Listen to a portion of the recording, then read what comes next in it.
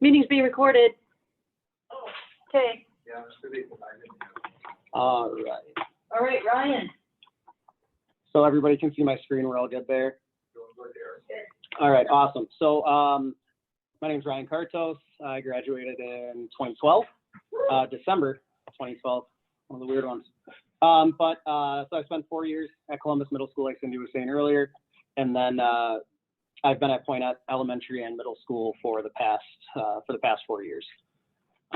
So today, I mean, my goal is really just to talk about policies and procedures that we do at Pointe that really help us out. From kindergarten to 8th grade is a little bit of a jump, but we kind of make it happen. So just in general, like these slides are things that our students have seen, so they are very familiar with these things. We've taken really a lot of pride in changing the culture of FIAD and Pointe, and we're really starting to see the fruits of our labors just the past couple of years, where kids are excited to come to class, and a lot of it goes into the hard work with this stuff.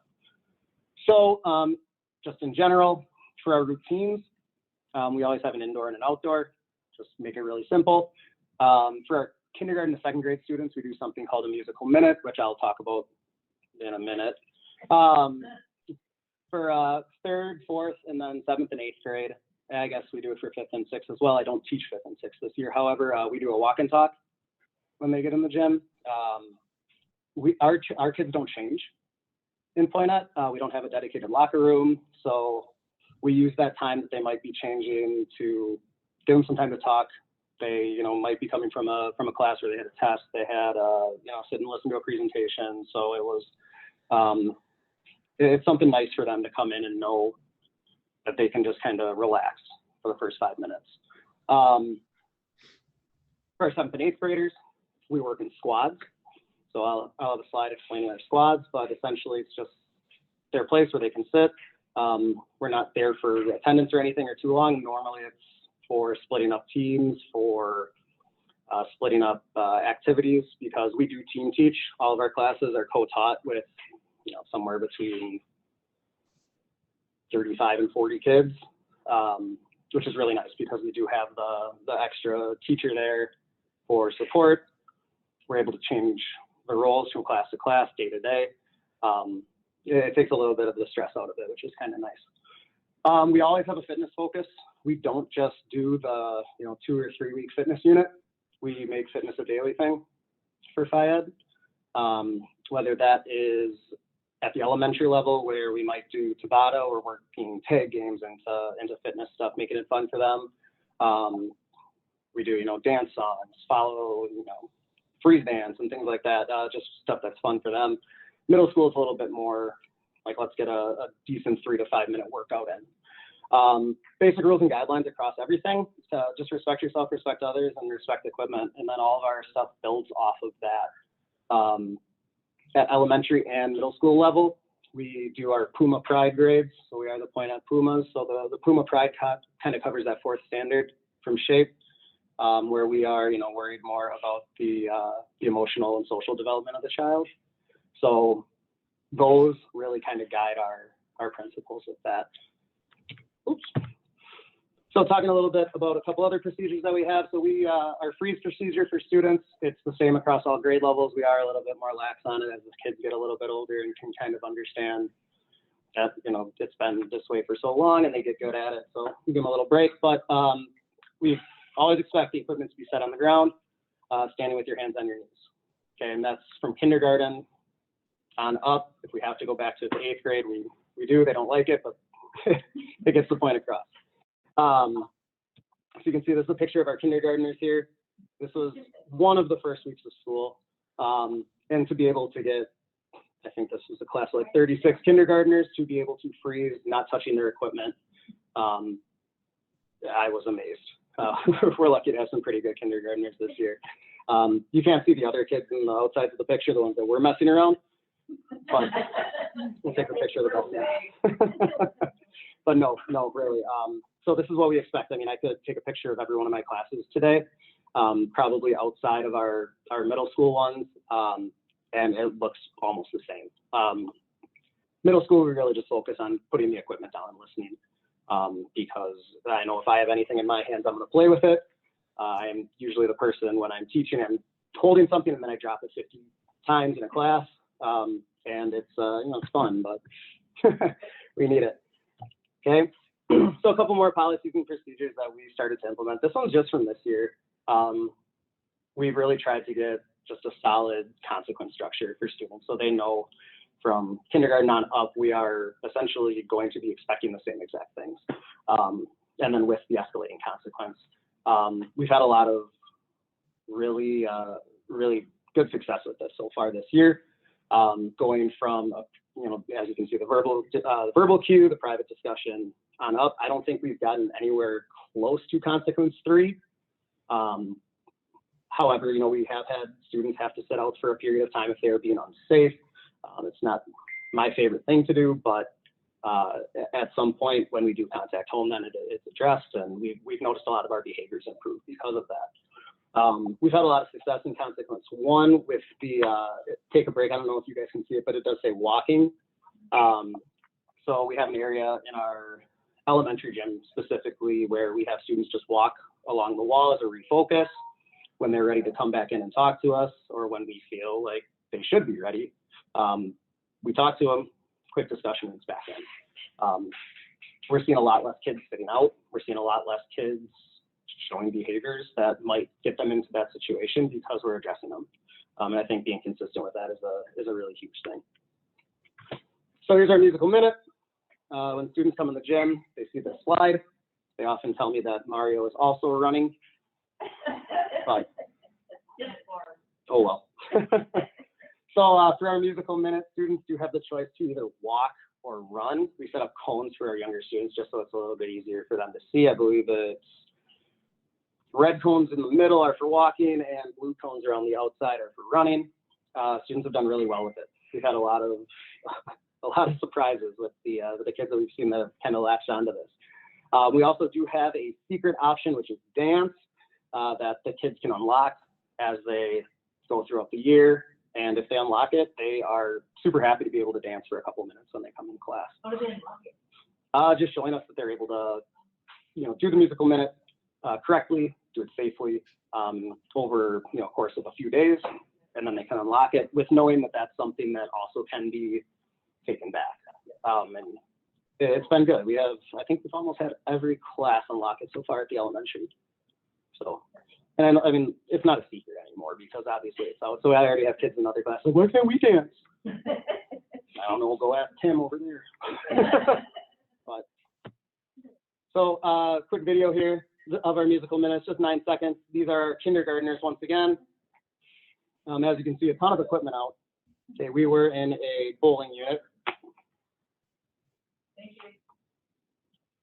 Did I let someone in? Sure. Oh, nice. Ben Martin. Oh. Hey, Ben. Hey, Ben. I'm Ryan.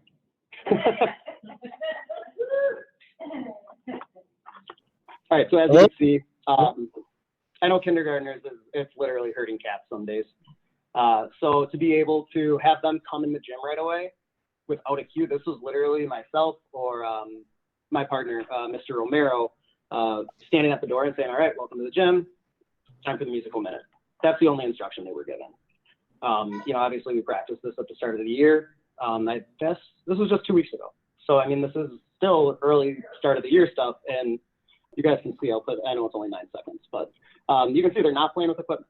They're not touching the equipment. They're not touching the cones, kicking the cones. They're working well. They're doing what they're supposed to do. The reason why we instituted this musical minute is because we do team teach classes. So we will have 2 kindergarten classes coming to us at a time.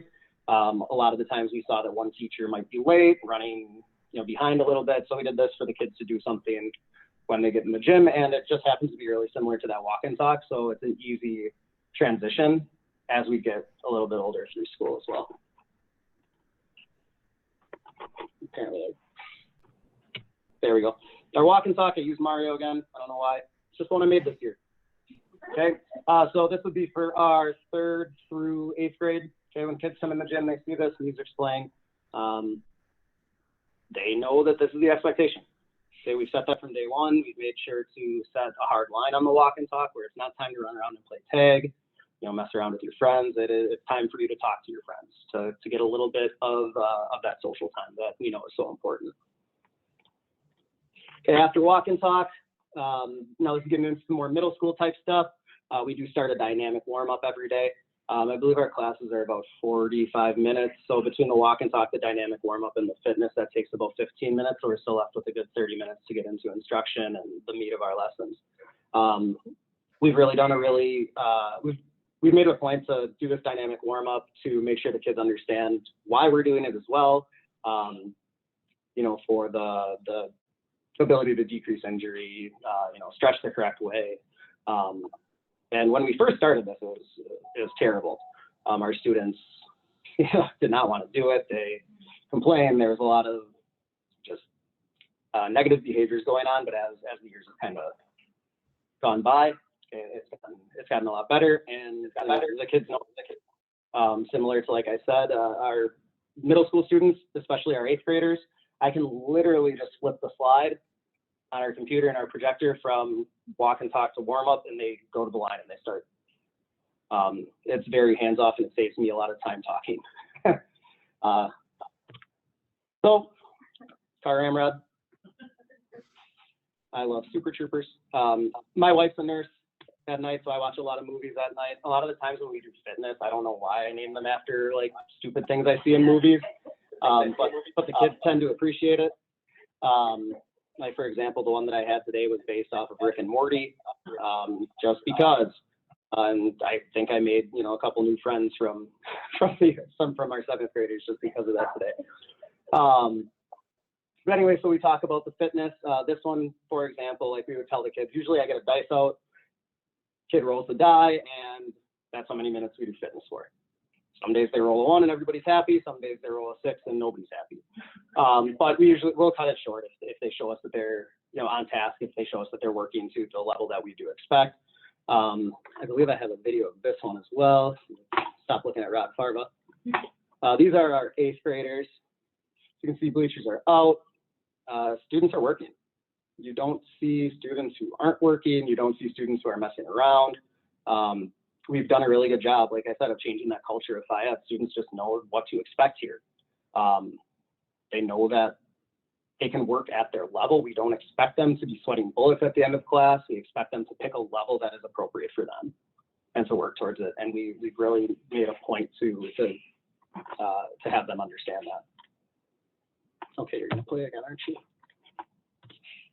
Okay, sit down with your squad. Okay, so our squads are situated essentially underneath the basketball hoops. We have numbers on the walls where it's, here's a 1, 2, 3, blah, blah, blah. All the way through 6, we have 6 squads. Because Poinette's a small district, a double class for us, like I said, is 40 kids, 45 kids. So it's not terrible, but it does give us a chance to split the kids up with people who aren't their friends and have them work. The first few weeks of school, we really work on team building, and we have them work with their squad for that reason. We want them working with students that they might not normally work with, just to get that little bit of social emotional type learning. And not that we're not teaching that the rest of the year, but a lot of the kids end up talking to people I think that they don't expect to during that time. You can kind of see how our squads are set up here. If you think a normal gym, for some reason, all of them have stages, especially in small town Wisconsin. So you can see we have our squads set up. This is just something I made at the start of the year to post up in the gym. We'll also put it up on the projector when we get a chance, but this is there. Okay. So then, because we team teach, we have the opportunity at the middle school to do something really cool where we run 2 units concurrently. This year we're really having a focus on teaching games for understanding, so you can see the game type invasion in that wall. And we're standard based at Poinette as well. So we take the shaped grade level outcome, we put it into our own words, and that's what we're looking for that day. We do have rubrics that we grade off of, so students know what to expect. We try our best to have a sliding scale rubric as well, because we don't know that our students' previous ability with any, or their previous experience with any of these sports that we play. Some kids only play football during FIAD class, and I don't my own philosophy is that I don't really think it's fair to grade them as the same kid who's playing football every day of the week and on Saturdays and whatnot. So we try our best to have a sliding scale rubric for that. But as you can see, we split up. Okay, so last week we just finished our football and volleyball unit. We whip through units really fast. It's 2 weeks, and then we move on to something else because we want them to experience a ton of things. So we talk to them about what invasion means, what net and wall means. We talk to them about the standards, and then our squads, like as you can see on the bottom there, they get split up. It's really easy. Squads 1, 2, and 3, you come with me. Squads 4, 5, and 6, you're going with Mr. Romero for volleyball. And it's worked really well. Okay, we don't always do 1, 2, and 3 together, 4, 5, and 6, because we want our students to be obviously working with other people. But so we usually do 2 days of that, and then we do 2 days of choice. So we'll do 2 days where we tell the students where to go, so they get the experience in that sport, that activity. So today's football, next time you're going to be doing volleyball. Then we do 2 days of choice, so they get a choice of where they want to go. Because I think if we were in a football unit for 4 weeks, we'd have a lot of students super excited at the start and not a lot of students super excited for 4 weeks. So we have them choose. I shouldn't say we make them choose. We have them choose. We tell them wherever they pick, they have to stay for that day. And they have to be a little bit more prepared for more competitive games, where the days where we tell them where they're going, we try to work on skills. We try to work on, different sorts of abilities within the game, different concepts and stuff. But then these days are all game days. And we've seen a huge increase in engagement because of this, because we're adding something as simple as choice. It's made some of the students who I feel have a really negative view of Phi-Ed do something in class because they feel like they have some control over it, which they obviously do. Obviously not everybody likes football, not everybody likes volleyball, but given a choice, they can pick something and work with it. It's been a really cool thing that we've been able to do and see success in as well. Point at Pumas P, great. So we are, I can move it. So we are on Instagram. We post a couple times a week, all the really cool things that we do. I try to hit every grade level every now and then. So we're always, willing to have a follow. We're always willing to help people out, reach out, let us know. Okay, we're there. I mean, we're all kind of in this together. So anyway, you guys have questions? When you split up, do you use 2 different periods? Like, do you do football outside and then volleyball inside? Yeah, so for when the weather's nice, it's easy. So I would say football outside, we do some passing games or some, we were in a choice day, we played football. And then, yeah, we have the other gym set up for volleyball. At the middle school, we have a fitness center that is pretty bare bones. It just got put in last year. We got a new elementary school a year ago, and they decided to turn 2 of the classrooms. They knocked out the wall between them, and they put some fitness flooring in there. And we do a lot of functional stuff in there in the winter. So when the winter comes, we'll split up, and we'll be able to do, basketball in the gym and then fitness. And that's when we hit the brunt of our fitness stuff during the year, or our fitness concepts, I should say. Yeah. You said that, like, if 7th and 8th graders are a little more engaged with the choice, yes, or has it been long enough? Is that carrying on into the high school where there's more activity? I don't know. Our high school is kind of a unique place for Phi-Ed. So I taught high school PE for 2 years. I taught 1 class. Basically what they did at the high school is they eliminated all games and sports in the Phi-Ed curriculum. All games and sports. Okay. Because they just wanted to teach fitness. So I was tasked with teaching a class called Fit for Life, which was basically no different than their strength and conditioning class, and I did not have access to any of the strength and conditioning stuff. And what ended up happening is you got a lot of students who just didn't want to do strength and conditioning and didn't like Phi-Ed in general in that class, and it was just a really bad experience as much as you tried to, engage them in this and that. And I mean, the discussions we've had with our couple high school Phi-Ed teachers have been kind of falling on deaf ears. So, yeah, I know. I feel like we really do them a great service through 8th grade, and then high school's kind of, but.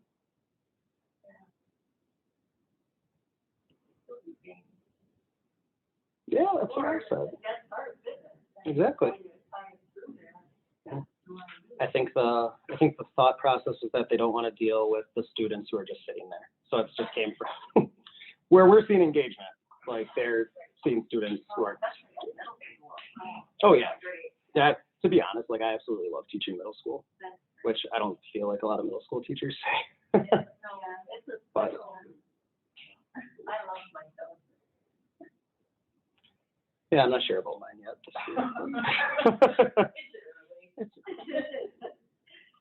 Anyway, thank you guys for your time. Oh, thank you. I appreciate it. Great. Yeah, thank you so much. We can have you back again. You can talk to us all about your assessment. Absolutely. Stop up, come to Point Ed. It's not that far away. Don't say that. You mean it. Come on. Thanks, Ryan. Okay, no problem. Thank you guys. Bring some up. I'm gonna, just so you know, I'm gonna change our sound system in a second here because my phone's gonna die. So, so just for 1 second, we'll have no, I'm sorry, we'll have no sound. So I'm just gonna hang up on this, and then.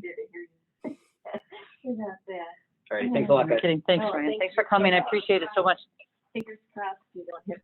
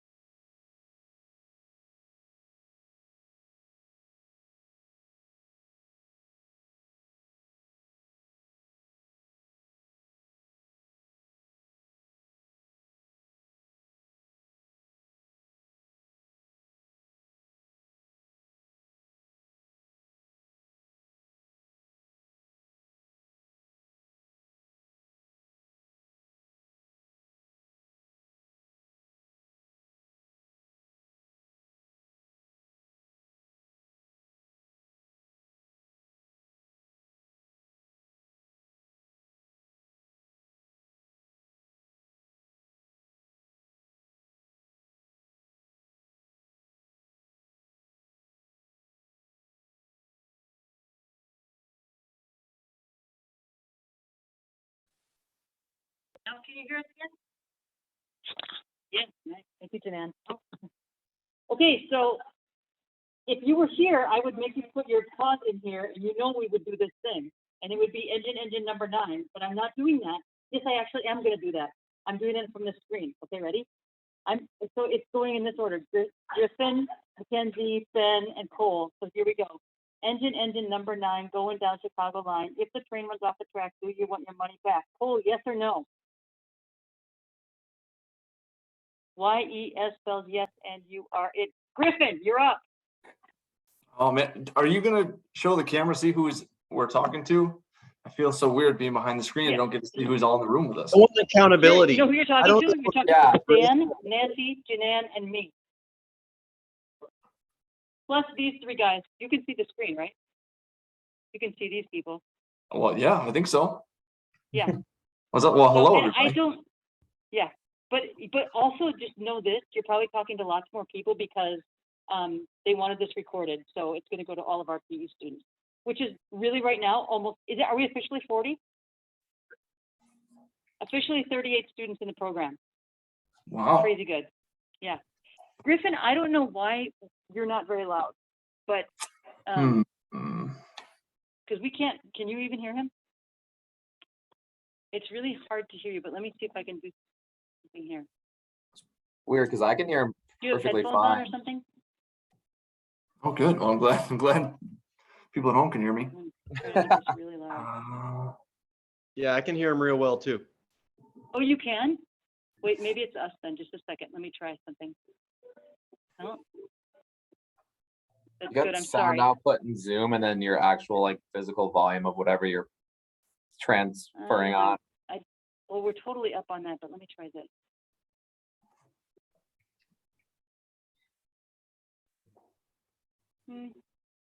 I don't know. Every volume thing I have here is like super loud. What's that? Do you have a headset, Griffin? I don't. No. You're fine. You know You're just what? gonna have to read lips, I As long guess. as they can hear you, I think we're fine. You can all Use hear your each gym other? voice. Project. Use your gym voice. I got to use that all day. This is my time to turn Yeah, it on. sorry, I know, right? Yeah, I don't know why that's not happening, but it'll just be weird for us. So, all right, go for it, Griffin. Yeah, I'll you might have to allow me to share my screen so I can show what I got here. You bet.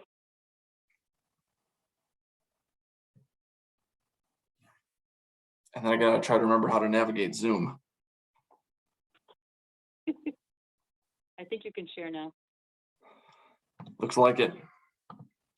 How's this look? Go. It should just have my Google Drive up. So Okay, hopefully I I'm can gonna share keep something. trying to like make your sound be better, but you just go ahead. All right. So hopefully I have something good to share, something useful to share. I guess I should probably introduce myself first. I'm Griffin Rear. I currently teach at a middle school in Stoughton. This is my 5th year, I believe. And it's tough to follow up Ryan. I feel like he was so organized, had everything going, and I'm just going to be kind of throwing stuff at you. But it was very cool because very similar. We have a team teaching dynamic. And what I'm going to share today came out of when we went virtual during COVID and kind of how we're starting to progress it even as we get into now. So what we did, and hopefully this shows up well, is we were trying to find ways when we went virtual to still reach our students when we were asynchronous, since we weren't with them, we weren't in Zoom calls very often, if at all. And we really wanted to put a focus on self-care. And so we created this Dimensions of Wellness, sort of based off of something from the Dean Health Plan, which we have. So we kind of identified the 6 different dimensions that we thought were most impactful for students, broke it down, as you can see, physical, emotional, nutritional, environmental, personal, and social. And then with that, we would teach into mini, like 2-week mini units, where each week we would teach into one of these, and we would share videos, we would do surveys, and we would, maybe I can show you one here. So for instance, physical wellness, we would have a survey that we would give to all students. Hopefully this shows up well for you, that they could fill out. Very simple questions, but just to kind of get some feedback on where they're at. And then we could use that to sort of see where they are and maybe teach into more things that they might need. And then we would always kind of finish with a challenge, do some sort of fun challenge, like the physical wellness was a sleep challenge that we created. Just something fun to try to keep them engaged while we were all virtual. From there, we created, I think what was probably the most useful were these monthly wellness calendars. So this is one from April, where this is an interactive calendar where you see these are all live links. So for instance, every Monday was a mindfulness Monday. So this would link up to, this is a 5-minute meditation, give these short videos and different challenges that they could do throughout the week. And we started to see that this was something that staff needed as well. So we started to just push this out to all staff and all students, and then even the community as something that they could use.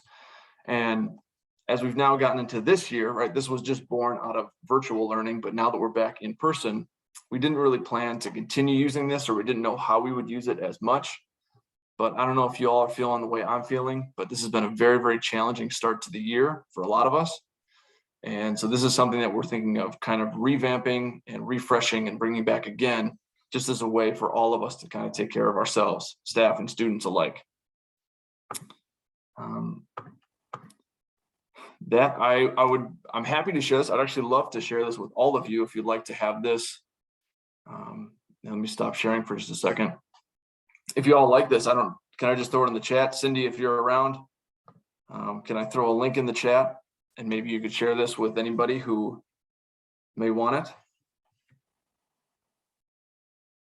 You're on. Absolutely. Yep. Let's see. Okay, I just sent it. I hope. Please let Yes, me you know did. if that doesn't work, if someone wants to try it. No, you totally got it. So in there, I created a separate folder so anyone can look through it. It just has a lot of the stuff that we used. Feel free to use any of it if it's useful to you at all. If it's something that you even just kind of do it as an extra thing to share with staff or your students. Thanks so much for sharing that, Griffin. And sorry, I can't. So I really wanted Griffin to talk to us because, and Mackenzie will be this way too, but it was a kind of a crummy last couple of years, especially for physical education. And we saw a lot of people respond in different ways. And you could either sit around or throw out a bunch of fitness activities, or you could go crazy and do something like what Griffin did. And that is really attend to what the needs of the school are still, and create this really cool tool. So I think it's amazing what you did, and I'm really glad that you shared it. Appreciate it. Yeah, I hope you guys enjoy it. Yeah, so thanks. Griffin, Okay, I won't make you do, go ahead, Mackenzie. What were you gonna say? I'm on my district wellness committee, and this is exactly the type of stuff that is just different and fun to share with staff, that Yeah. people need the refreshing things. So I'll definitely take a look. Thanks for sharing that. Oh, absolutely. Nice. And because you talked, you get to go next. Sure. So I don't have a fancy presentation by any means, but I'm happy to share about how I started last year. This is my second year teaching at Lodi Elementary School. I have grades 3 through 5, and we have a charter school within our building as well called OSC, and I have about 320 students. So last year, as a new teacher in the district, and starting virtual, I was like, what can I do? What can I do? This is just a crummy situation to be in. Obviously, like, we were all feeling the COVID burnout, and I saw something on Twitter, I think, just like this teacher in Chicago area was visiting his students, going to their homes, doing something like a socially distanced home visit. And I'm like, I could do that. Lodi is a small town. I'm going to see how I can finagle this. I threw the idea to my principal shortly before school started even. And I was like, I could get this together. I could try to have it done, before first quarter ended or before snow came. And he loved it. He thought it was a great way to connect. And the way I went about planning it, because there's so much that goes into it, you can't just show up at someone's house. It just doesn't work that way. So I surveyed families with a Google survey, Google form, basically I sent a welcome letter first, introducing myself. I'm not this crazy person, but I want to do this kind of crazy idea. And sent a Google form, seeing families' preferred day and time if they had one, because some people are home during the day during virtual learning, some are staying at grandma's house in Wausau, whatever. And I got really good feedback from it before I even went to people's houses. They were just like, this is so cool. You're already going above and beyond, and our kid hasn't met you yet. Like, this is going to be so awesome. And I didn't want to do anything that would really overwhelm myself. I knew I wouldn't really spend probably more than 15 minutes at each kid's house. Some kids did learning pods. I don't know about you guys, if you had students who like virtual learn together, they did kind of pods at homes. So I could knock out like 5 to 10 students at one house, or if they had neighbor kids who coordinated, which was cool. But I wanted to break down that wall from being just this new person to them behind a screen. And it turned out to be really awesome. I implemented a little bit of fitness into it, but I also used some time to just get to know them and kind of do some break the ice things, like as simple as chatting while tossing a ball back and forth, or kicking a soccer ball back and forth, just little things that helped me get to know them. And one of the coolest things that I got out of it, I met, of my 320 students, some people didn't reply to the form, or their parents didn't sign them up for it, whatever. But I met over 250 of my students from first week of September to second week of October, I think. And it was as many as going to 12 different houses in a day. And for those of you who don't know, I said, Lodi is a small town. Our district's actually really spread out. So I have students with a Poinet address that go to Lodi, or they live kind of up near the lake, or in Dane, which is in Dane County, but the rest of the district's in Columbia County. So once I found out where people lived and their availability of time slots, I coordinated, okay, where am I going to go on this given day? So I did not get mileage reimbursement, but I did it out of the kindness of my own heart, I guess. And I met younger siblings who participated. Parents asked me, oh, I have a student who is at the primary in second grade or kindergarten. Can they come out too and do this? And it was so fun. So now I have those third graders who I met as a second grader, and they remember me last year coming to their house, which just like blows me away, because that was one day at the beginning of the year, but it stood out to them that much. And, you know, it helped then. The students who I continued to have last year, we stayed virtual until fourth quarter for specials. Even when the rest of the students came back for some hybrid, specials stayed virtual until fourth quarter. So I think I increased online engagement in our Google Classroom assignments as well, because I went out of my way to meet them, to go about it that way. Some students who had not touched the Google Classroom assignments, after I visited them, then they started doing things. So it was really cool to see that.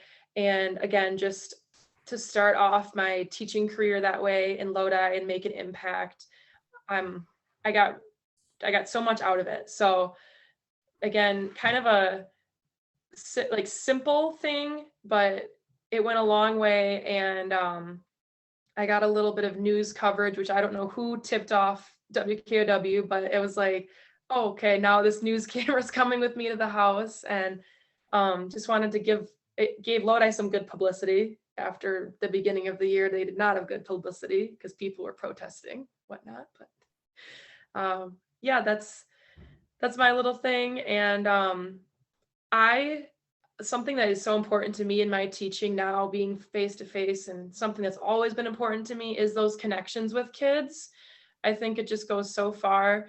I still remember things that the kids told me from some of those visits, even when I have some similar to the walk and talk or musical minute type things at the beginning of my class.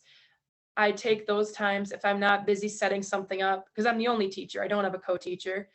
I take that time to chat with students a little bit as well. I have kids telling me what after school sports they're doing. And these are things, again, I learned about them in those home visits. So kind of to sum it up, like, you're capable of more than you think, and the impact that you can make, being creative goes a long way. And, you know, those things, I think back to when I was their age, 9, 10, 11, and things that stood out to me about my teachers. And I'm grateful that I get this opportunity to make an impact with them. And, hopefully something they'll remember forever, that weird teacher in elementary school came to their house, but it's the COVID year, and what else can you do? So that's that about sums it up. Yeah. That's awesome, Mackenzie. Thanks so much. Yeah. You really took relationship building like to the next level. I mean, I don't know anyone else that was doing it, but I'm glad someone tipped it off to Channel 27, because it was great. It was a great story. You represented yourself and your program and us really well. It was really great. Thanks for doing that. Thank you. Yeah. Also, just so you know, if you ever stop at Mackenzie's school, the people in the office literally just about leap out of their chairs to tell you all about how great she is after the first year. I stopped there one time. They were like, I was there for like 20 minutes. They just couldn't stop talking. It was great. So, we all would do that in our first years. How great that is. Yeah, it's super nice. So, Ben, I'm going to let you go next, because I just want to see if your kids are there, and I'm hoping you'll show us. Maybe. Oh yeah. Yes. Because I'm afraid you're on deck. Perfect, because I just have like one simple activity to show that might be helpful for, like, if you're looking for another activity at your place. So Ben's in extra baby, because okay, look at the cheeks on that person. Yeah, this is Eli. Eli. I'm a new hire, so I don't really get to take paternity leave, but it's great because now when I come home, I'm just like starving for his attention, and I get to have him. My wife is like, sure, yeah, here you go. You can have him for 2 hours. So he's good. He's happy. He's just chilling. So, and Benny's here somewhere jumping on a trampoline, but Benny. yeah, Benny, where you at?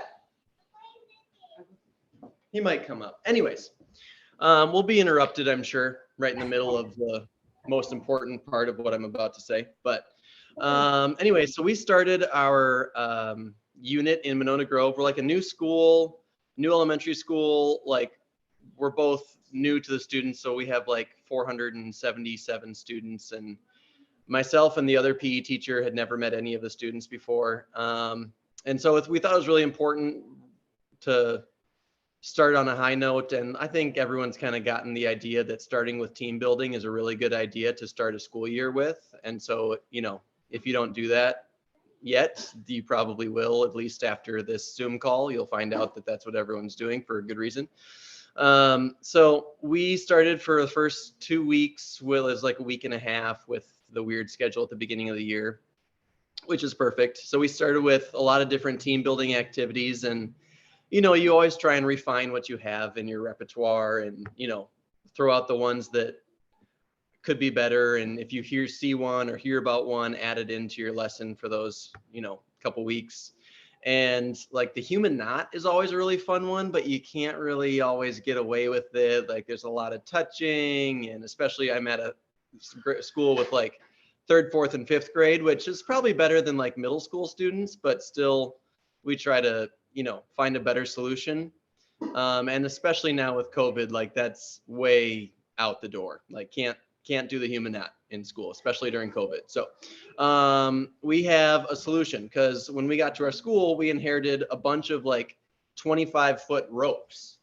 And I remember I'd done this before at a different school, and I ended up just like duct taping a bunch of 5-foot ropes together. And that works just fine, because all you need, hey Benny, there you go, right on time. It's okay, you can hold the rope with me. What you need is just like 25 feet of rope, and you can tape part of it together, or you can just use one long one. But you put a bunch of these knots in here, and you can put like, if you can fit, you know, we try to space students out about 3 feet or so from each other. So about every 3 or 4 feet, yeah, that's good, Benny. You just put a knot in here. So we had like 6 kids on a rope and 5 knots. And then they just have to keep one hand on the rope at all times.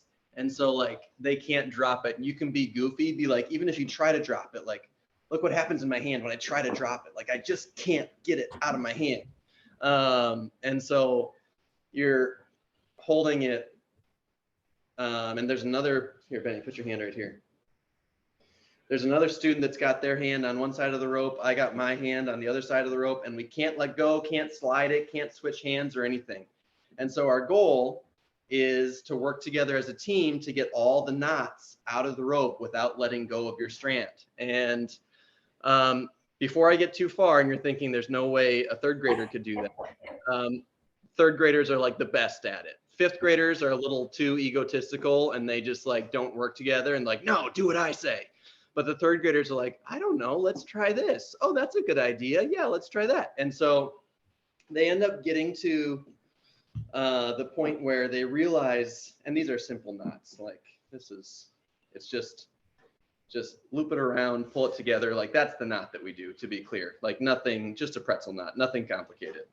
And they get to the point where they realize that if they can't let go of their hand, then what they really need to do is like make the knot big enough so that they can put their whole body through it. So then they just like, you can space the knots out far enough that there's enough space here that it can fit over your whole body, and you can keep your hand on the rope. It works better in class, I promise. And then you can get the whole rope to come out, and then when they realize that they did it, like it's like they've just gone to war and back together, and they're like friends for life. Like, I mean, they're eternally bonded after this happens. So I have a little video of them doing it, and I can share that here maybe, if I can pretend to be savvy enough to share another tab here. We're just impressed that you're doing it with people at home that are. Yeah, well, you know, we make it work. All right, so a Chrome tab.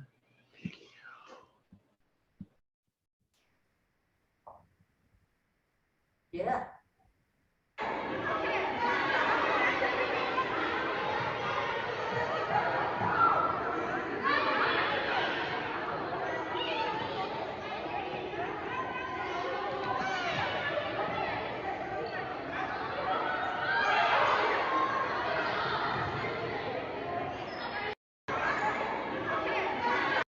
That's awesome.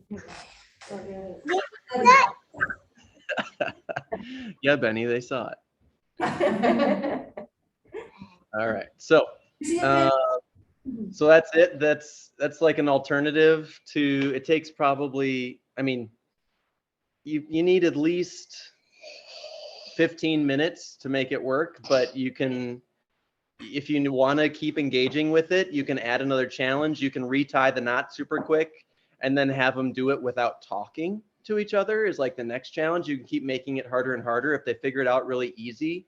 And you don't want to just like end it and not have them not have nothing to do while another group is still working, because you really want them to experience success, especially in the first week of school with the team building unit.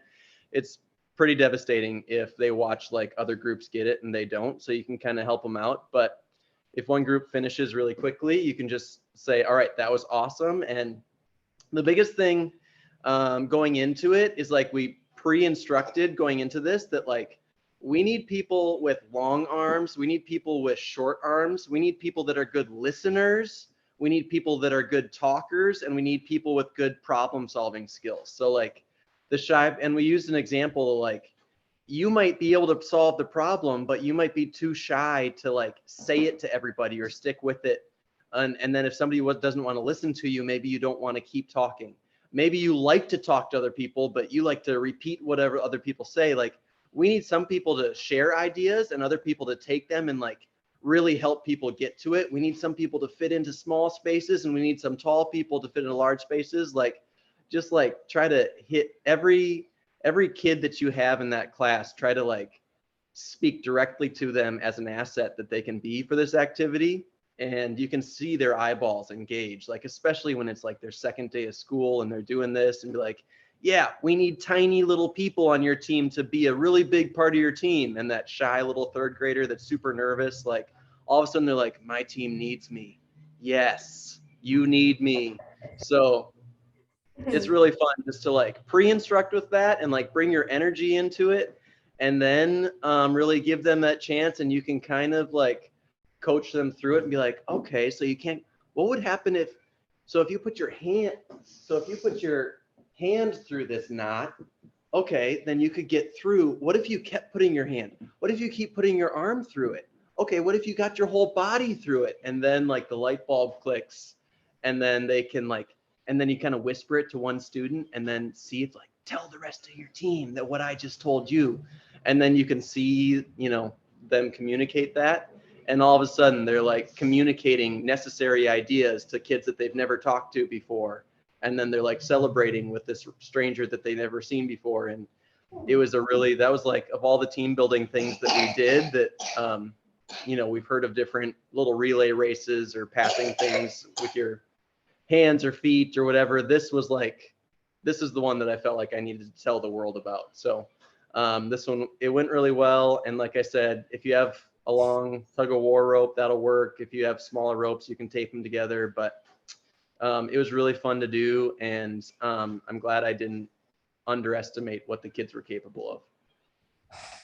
That's awesome, Ben. Thanks so much. And for those of you, if you don't know Ben, I think it's funny that he just talks about bringing his energy to a situation, because if you know Ben, you know that he has like a lot of energy. So, you know, that's something that I'm sure works for you, but that's a great one. I'm totally stealing that, 100% stealing that at 325, maybe even Monday, because I love that. And if you like puns, we called it Not a Problem, like KNO2 a problem. Nice one. Nice one. That's good. Oh, well, and for all of you, before I forget, you know, we should be sharing all of this stuff. I mean, we're sharing it here, but you know, I'll send a link to all of you too, and I'll put it in the chat. We do have like a really nice folder, Google folder now that's collecting a lot of these ideas, and it's become a really rich resource. So if you have something that's great like that, write it up. You could either put it up on our Edify website, which I know you've heard me talk about forever, or you could put it in our Google folder, just because we have a lot of people doing a lot of good things and we should be able to share them. So that's a good one. Thank you so much. That's awesome. And thanks for sharing your people with us. So, okay, cool. You're the man. So I know it's hard because you've been working for what, like, well, Ben too, like, you know, this is what, your 5th week of actual teaching. But you would just talk about where you are, and some of us heard that you were going to a lot of schools, but just kind of give us a sense for your situation. Right. So I'm currently an adapted Phi Ed teacher for Sun Prairie. The way Sun Prairie does it was actually really new to me and kind of surprising, but as I'm going through with it, I think it's awesome. So rather than have like a adapted Phi Ed class specifically for those with IEPs, they have us traveling teachers go from school to school and basically work with the kid in the class. We're like their aide, but we're their aide for gym and or Phi Ed. I know the kids are corrupting me. But so then you travel a lot, and Mackenzie, we do get mileage for this, so that's a lot of fun. You just got to fill out the form correctly though, which is a pain. But yeah, so it's a lot of fun. You work with a ton of different kids. I'm in my office right now. It's really fun to say that I have an office that's not a storage room, but we have a lot of like, I'm holding up like first then stuff to work with the students, like, okay, first this, then that. And there's a lot of visuals. Because a lot of the kids that I work with, they don't process verbal instructions quickly, but if you show them a picture, they get it. So learning how to communicate with a lot of different students has been a real plus for me. Another one is, if you'll excuse the bad pun, is you have to adapt to each kid. You know, some kids are like, they understand the rules and the concepts, but they're having trouble physically performing. So you have to work with them. Other students are able to perform, but they don't grasp the instructions. It is a lot of fun. I do enjoy a lot of what I'm doing. And the funny part is that I never thought I would be doing this. So kind of the way I ended up here. So I finished student teaching last winter, subbed in Verona, and I was applying to a lot of Verona schools and then a lot of Sun Prairie schools and in Madison, so I was trying to stay around the area. I had applied for a middle school health and Phi Ed position in Sun Prairie. I didn't get it, but then I got a phone call asking, hey, I know you applied for this position. Do you want to interview for this adapted Phi Ed position? And it wasn't something that I had like thought about, because I had seen the posting on Weekend as like APE, and I didn't know, like, wait, I thought Phi Ed teachers needed the APE certificate so they could teach a class in as part of their day. It wasn't, they didn't really, I didn't know much about it. But when they asked to interview, I'm like, yeah, sure, I'll interview for it, and went to the meeting. And I kind of asked point blank, like, okay, like a full-time APE position, like, what is it? And then they explained to me kind of what I just explained to all of you. And it seemed like a lot. It still does seem like a lot, but it is a lot of fun, because you learn so much. I'm in 8 different Phi Ed classes, you know, 8 different schools in a week, seeing different teachers teach, learning a bunch of games, a lot of classroom management.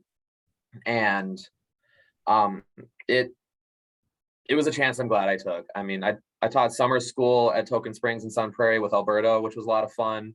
One thing I did learn from that was, if you think you have enough planned, you don't. Plan for more. Alberta and I met for, I was probably an hour before summer school started, and we're like, okay, we'll do this activity one day, this activity the next, kind of have different units. After the first week, it was 4 days into summer school out of 19 days, and we'd blown through over half of our activities for the summer just to keep all the kids entertained. And we're like, all right, we need to think on our feet more. We repeated a few of the games the kids liked, but it really kind of put into practice our classroom management. Because going from St. James, where we were in person, but we had a class size of 8 people, and doing virtual with some of the other schools, to being in charge of 25 kids in the gym, keeping them engaged and entertained and establish procedures and stuff like that. It was a lot of fun, but it was also, it also was challenging. And I'm thankful that Alberto and I were doing it together, because he and I taught together for how many years now, and just being able to kind of take that first step into teaching and be like, hey, like, we learn off each other, we build, and then kind of establish that with someone who, their teaching style and you can work well together. But yeah, I guess. Hold up the gift then again. We just hold it up again in front of Oh, and this just thing? because that's really cool. And yeah, so this is a simple one. It's like, this one is first like ladder, then jump rope. These are the ones I just happen to have in my office. We have bigger ones for longer sequences. So like first, next, and then. It helps a lot of students, particularly those who have autism, that they can see the visual of, okay, first we're doing this, then we're doing that. In one of our schools, we're doing a rollerblading unit, and it's okay, show the picture of the helmet. All right, first helmet, then put on helmet, then sit down, then take off shoes, then put on skates. It's a lot of like first, and then it helps like sequence the events that they need to do, and helps them kind of like visualize, okay, then they'll see the picture, then they'll go find it.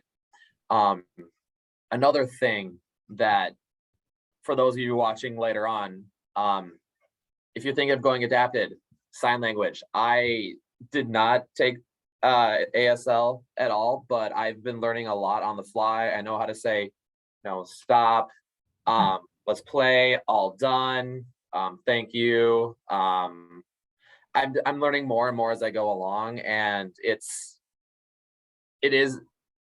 hard because I don't know it, but it's fun because I'm learning as I go. And a lot of the aides and the other adapted PE teachers are teaching me when we meet up. And going back to the visuals we have, there's binders that we've created, pictures for all sorts of units.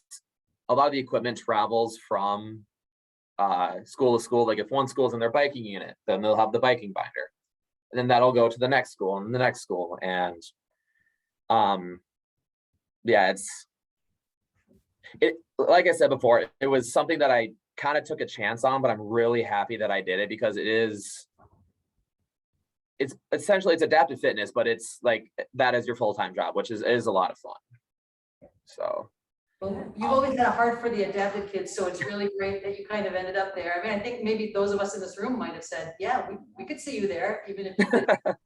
I'm glad you landed there, because you're doing good things for kids, so thank you. Yeah, it's awesome. That's Cindy, you've called me out for focusing too much on the adapted kids before. Pretty sure I did. Yeah. So, yeah. But thanks to all of you. This is really so great. I don't think you even know what it means to those of our students that are, brand new. I mean, Dan's got a new crop in 121. I have a sort of new crop in 371. And then, we have another group that's just about ready to come out and join you. But for all of them, it's so good for them to see you out there being successful. You're not bleeding. None of you seem like you're hurt at all. I wear long sleeves occasionally, depending on the kid. Driving. So thanks for doing this, and hopefully we can do something later in the year, maybe face to face. It would be really fun to get you all together. Yeah. So, yeah. But thanks so much. We'll be in touch soon. I appreciate your time. Thank you again. Funny story for actually Janan in particular. Right. You had reached out to Sadie for trying to place a practicum student at Sun Prairie, and she had kind of texted the groups like, anyone have room for a practicum student? And I chirped back, I don't think I can have a practicum student at this point. This is my first year teaching, and I just thought I was just really funny. I was like, man, that'd be awesome, but yeah, no, I can't do that right now. And she's like, yeah, you can't. You can't right now. Yeah. So like, I'm sorry that I couldn't. I wish I could have, but at the same time, it's like, I'm still learning this job, so it'd be like, the blind leading the blind at that point. No, that's fine. Thank you. No, it was just something. I'm like, oh, I hope I see Jan so I can tell her that story. Well, thanks again. I really appreciate your time. Yes, thank you. It's really great to see all of you, and hope we see you again soon in person. Thank you so much. Great stuff. Good stuff. Thank you. How about your people for us? Trent, see you tomorrow. Thank you, Fred. You're the bomb.